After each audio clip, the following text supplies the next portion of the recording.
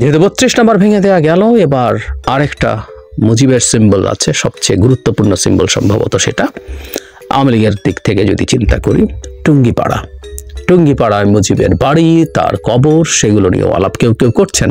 সুতরাং ভবিষ্যতে এই বাহানাটা আবার তৈরি হতে পারে এবং সেটার ভিড়ে আরো অনেক কিছু, তো ওটা হাতে আছে। আমাদের এই ব্যাপারে সতর্ক থাকা খুব দরকার আছে।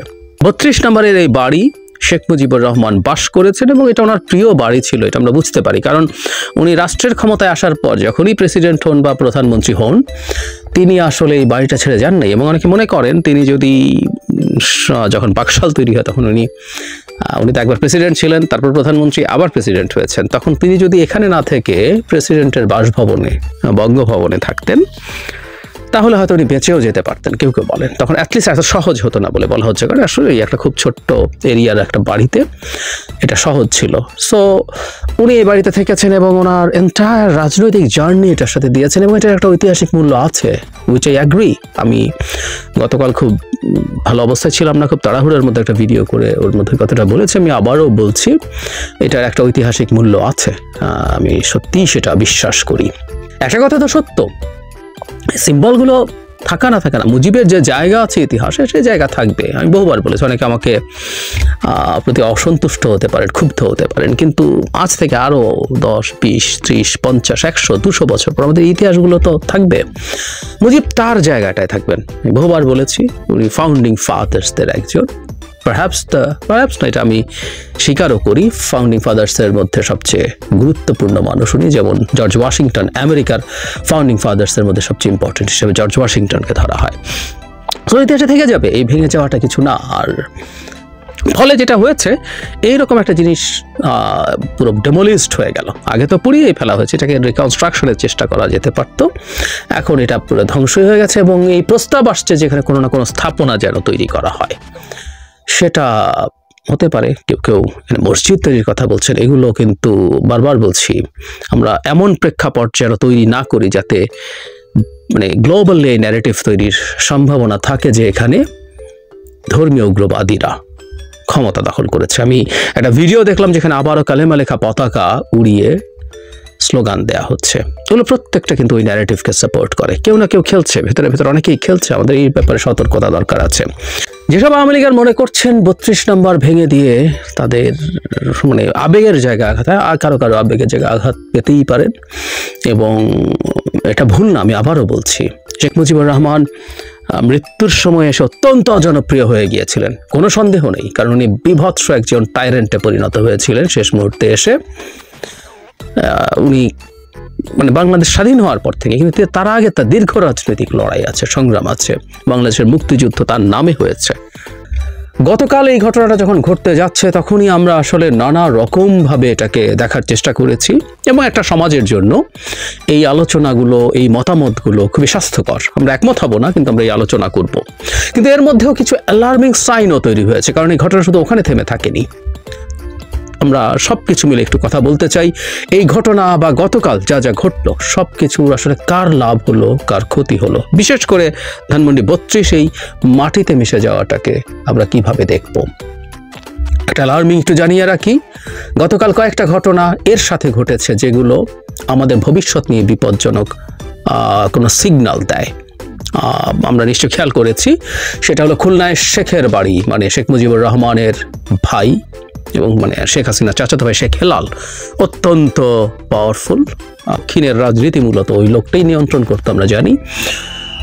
জনাব মাহবুবুল আলম হানিফের বাড়ি বুলডোজার দিয়ে ভেঙে ফেলা হয়েছে এবং দেশের বিভিন্ন জায়গায় কিছু মুজিবের মিউরাল রয়ে গিয়েছিল, সেগুলো ভাঙচুর করা হয়েছে এবং ধানমন্ডিতে সুধা সদনেও আগুন দেওয়া হয়েছে।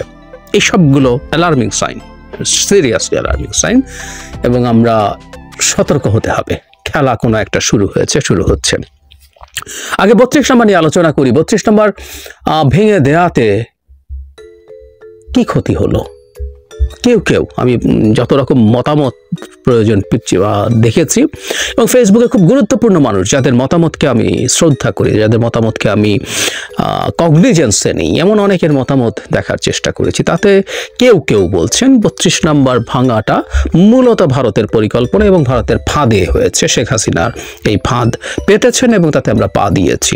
এর মাধ্যমে একটা অস্ত্র ভারত এবং আওয়ামী লীগের হাতে, শেখ হাসিনার হাতে তুলে দেওয়া হলো, যা তারা দেখাবে যে বাংলাদেশে এখনও ভীষণ মব তৈরি হয় এবং এখানেও একটা নতুন ধরনের ফ্যাসিবাদী ব্যবস্থা মাথাচাড়া দিচ্ছে। কেউ কেউ এটা বলছেন। কেউ কেউ বলছেন এটাও যে অনেক আওয়ামী লীগার আছে যারা আওয়ামী লীগ থেকে সরে এসেছিলেন সমর্থন থেকে, তারা আওয়ামী লীগের বেনিফিশিয়ারি ছিলেন না। সেই মানুষগুলোরও 32 নম্বরের এই ডেমোলিশন দেখে তাদের পাল্টা আওয়ামী লীগের প্রতি যে প্রেম সেটা ফিরে আসবে। তারা শেখ হাসিনা বা আওয়ামী লীগের পেছনে আবার দাঁড়িয়ে যাবেন। মানে আমাদেরই ক্ষতি হলো, এই হচ্ছে আলাপটা। কতটুকু সঠিক? যেটা যদি 5 অগস্ট হয়ে যেত, শেখ হাসিনার পতন এবং পালিয়ে যাওয়ার পর যখন আগুন দেওয়া হয়েছিল, তখন হয়ে গেল একটা কথা যে প্রায় সব দেশে এরকম গণ অভ্যুত্থান, আবার কেউ কেউ বিপ্লবও বলছেন, বিপ্লবোত্তর পরিস্থিতিতে এরকম বেশ কিছু ঘটনা ঘটে, সেখানে এটা একসাথে ঘটে গেল। সুতরাং এটাকে চালিয়ে দেওয়া যেত। যেমন আমরা মুজিবের ভাস্কর্য ভেঙে ফেলা, এই বাড়িতে আগুন দেওয়া হয়েছিল 5 অগস্ট, সেগুলোর মতো করে এটা চালিয়ে দিতে পারতাম। এখন 6 মাস পরে, ঠিক 6 মাস পূর্তিতে ঘটনাটা ঘটলো।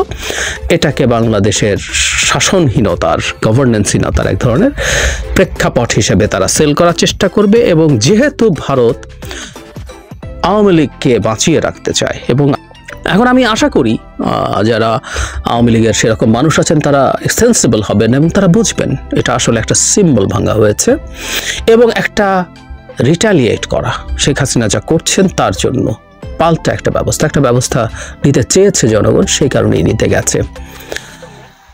না করতে ভালো হতো, আমরা যদি সত্যিকার অর্থে অতটা গণতান্ত্রিক হয়ে থাকতাম ভালো হতো। কিন্তু মাঝে মাঝে পরিস্থিতি এমন হয় যে আসলে পেরে ওঠা যায় না। এবার একটু লাভের দিকে আসে। লাভ কার হলো 32 নম্বর ভেঙে? আমি মনে করি মূল লাভ হয়েছে স্টুডেন্টদের। স্টুডেন্ট বলতে যারা এই বৈষম্যবিরোধী ছাত্র আন্দোলন, জাতীয় নাগরিক কমিটি, যারা রাজনৈতিক দল করতে যাচ্ছে তাদের এবং সরকারের। স্টুডেন্টদের লাভ কি হলো? আমরা খেয়াল করেছি দীর্ঘদিন থেকে মাঠে স্টুডেন্টরা তেমন কিছু করতে পারছিলেন না, তাদের শক্তি দেখাতে পারছিলেন না। তারা বিশেষ করে বিএনপির কাছে তাদের অনেকগুলো চেষ্টা, দাবি দেওয়া আটকে যাচ্ছিল বিএনপির কারণে। রাষ্ট্রপতির অপসারণ, প্রক্লেমেশন, সংবিধান স্থগিত করা, বিপ্লবী সরকার গঠন, অনেক কিছু জাস্ট বিএনপির কারণে ঠেকে গেছে। এবার তারা মাঠে একটা সাফল্য পেয়েছেন, এটাকে সাফল্য হিসাবে তারা দেখাতে পারবেন এবং এমন একটা কাজ করেছেন যে ডিস্ট্যান্ট কোনো প্রভাব খারাপ যদি হয়, ইনস্ট্যান্টলি এই দেশের ব্রুট মেজরিটির মানুষকে এটা আনন্দ দিয়েছে, শান্তি দিয়েছে। আমি তাই মনে করি, মেবি রং, কিন্তু আমার অনুমান। তো তাই যদি হয়ে থাকে, ছাত্ররা বড় গেইন করলো, মাঠে তাদের একটা শক্তি প্রদর্শন, তাদের এরকম একটা শক্তি প্রদর্শনের ঘটনা যেখানে তারা সফল হবে, সেটা তাদের জন্য দরকার ছিল। তাদের যে পলিটিক্যাল ক্যাপিটাল খুব নিচের দিকে চলে যাচ্ছিল, সেটা কিছুটা হলো রিগেইন করেছেন। সরকারের সুবিধা হচ্ছে সরকার খুব ভালো চলছে না, নানা রকম সমালোচনা ছিল। ইভেন অনেকে এটাও বলছেন, নেত্র নিউজ একটা চমৎকার রিপোর্ট করে দেখিয়েছেন যে আয়না ঘরে সেনাবাহিনী ঢুকতে দিতে চাইছে না সাংবাদিক সহ, ইভেন গুম কমিশনের লোকজনকে। এরকম নানান বিষয় আছে এবং সাথে প্রচুর সরকার ইনএফিশিয়েন্ট। যখন এই ধরনের একটা ঘটনা ঘটলো, জনগণ আবার সব ভুলে এটার পেছনে যখন থাকলো সরকারের সলিডারিটি। এর আগে একবার ইন্ডিয়ার ক্ষেত্রে হয়েছিল, চিন্ময় ইস্যুতে, ইস্কন ইস্যুতে যখন ভারত অনেক চেঁচামেচি করছে, তখন সব ছেড়ে ছেড়ে লোকজন সরকারের পেছনে গিয়ে দাঁড়িয়ে গেছে। সুতরাং এই দুই পক্ষ বেশ লাভবান হয়েছে বলে মনে করি। তো সেই হিসাবে 32 নম্বর আগুন দিয়েছে, এখন 32 নম্বর ভাঙা হলো। কিন্তু সুধা সদন শেখ হাসিনা কিছুদিন ছিলেন হয়তো, কিন্তু এটা ওনার স্বামীর বাড়ি। সুধা মিয়া হচ্ছে ওয়াজেদ মিয়ার মানে নিকনেম সুধা, সেটাই আগুন দেওয়া হয়েছে। এগুলোতে বোঝা যায় কোনো একটা গ্রুপ ম্যাসিভ স্কেলে নৈরাজ্য তৈরি করতে চায়। আমি এর মধ্যে হান্নান মাসুদ গুরুত্বপূর্ণ সমন্বয়কদের একজন, সিগনিফিক্যান্ট সমন্বয়কদের একজন, তার একটা স্টেটাস একটু পড়তে চাই। খুনি হাসিনা সহ সকল ভোটচোর ফ্যাসিস্ট এমপি মন্ত্রীর আবাস ভেঙে সেখানে ভবন করে প্রতিটি শহীদ পরিবারকে ফ্ল্যাট উপহার দেয়া এখন সময়ের দাবি। ভোটচোর এমপি মন্ত্রীর প্রতিটা, সবার ওখানে সব ভেঙে ফেলতে হবে। এই যে আলাপ সামনে আনা, আমি বলছি না এটা একটা পরিকল্পনার অংশ, কিন্তু এরকম একটা চিন্তা ছড়িয়ে দেওয়ার চেষ্টা হচ্ছে। এবং এগুলো যখন আমরা সমানে করতে থাকবো, দেশব্যাপী একটা নৈরাজ্য তৈরি করা যাবে, তখন এই সরকার ব্যর্থ।